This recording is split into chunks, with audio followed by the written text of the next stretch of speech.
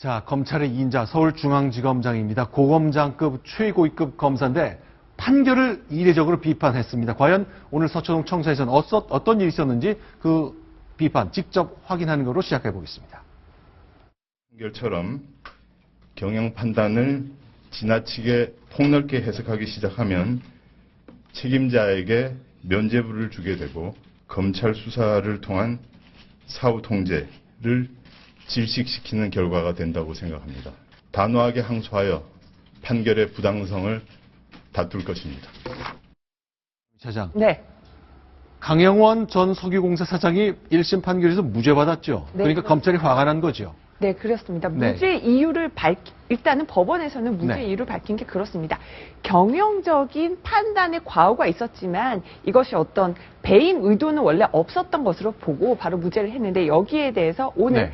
검찰의 넘버 2인 서울지검장이 나서서 네. 직접 나서서 카메라 앞에서 강하게 비판을 한 겁니다. 자, 이게 이명박 정부 때 있었던 자원 외교, 자원 사업과 관련된 문제점 때문에 검찰이 수사한 건데 양지열 변호사께서 어떤 일인지 좀 간단히 정리를 좀 해주십시오. 지금 당시에 석유공사가 이제 캐나다에 있는 정유회사를 2009년도에 인수를 하게 됩니다. 그런데 문제는 당시 주가가 한 7.3 캐나다 달러였는데 그걸 10달러에 인수를 했습니다.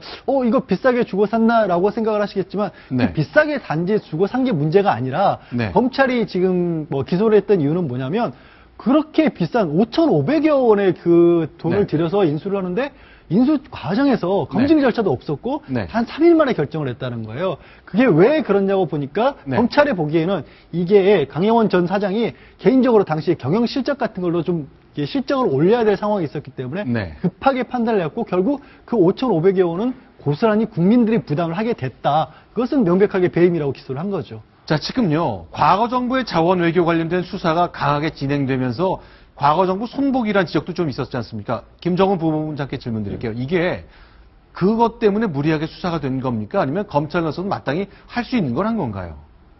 양 측면이 있죠. 당연히 이제 큰 피해를 봤기 때문에 더구나 국민의 세금이 손실이 있지 않았으니까 그래서 당연히 뭔가 불법적인 행위가 있지 않았을까? 이건 책임을 묻는 차원에서 수사는 해야 되는 사안이었고 그러나 이제 현 정부 들어와서 하여튼 이 전 정부의 비리를 파헤칠 수사가 있었고 또 그 중에 하나로 특히 자원외교 부분을 수사가 집중되지 않았습니까? 그래서 아마 오늘 서울중앙지검장이 이례적으로 직접 나와서 무죄에 대해서 항변을 한 것도 결국은 야 이거 어떻게 공소유지를 했길래 무죄를 먹었냐 이런 뭔가 질책이 있지 않았나 어떤 더 위쪽에서 어떤 그런 생각도 들고요.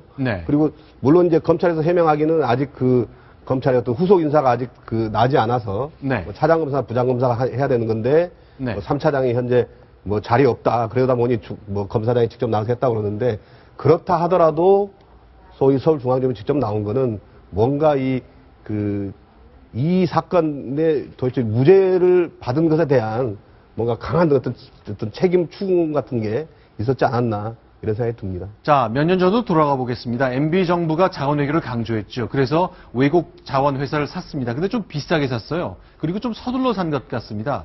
결국 이 손실 때문에 1조 3천억 원의 세금이 들어가게 됐거든요. 그럼 책임질 사람 아무도 없느냐?